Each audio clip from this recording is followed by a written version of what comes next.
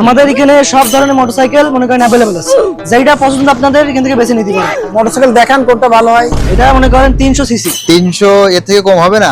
আছে তো। এই যে আমাদের এই যে বাইকটা দেখছেন 150 সিসি। এই 150 সিসি একটু বেশি যাচ্ছে, একটু কম সিসি তা দেখান। টাকা নিয়ে চিন্তা করতে হবে না, টাকা পয়সা আমরা সে ব্যবস্থা করে দেবো না। বাবু টাকাটা তো বড় বিষয় না, এখন আমাদের কম সিসির গাড়ি লাগবে। আচ্ছা বুঝতে পারলাম, তাহলে আসেন এদিকে আসেন।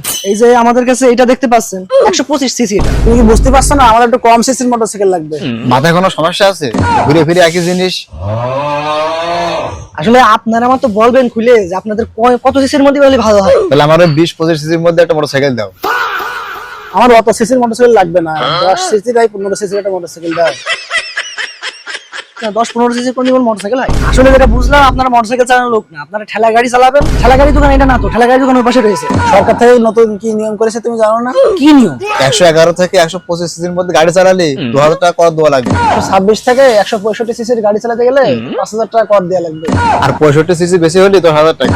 কসমন্দি তোমাদের তো গাড়ি বিক্রি করতে পারলে লাভ, পরের টাকা কি তোমার বাপ দেবে?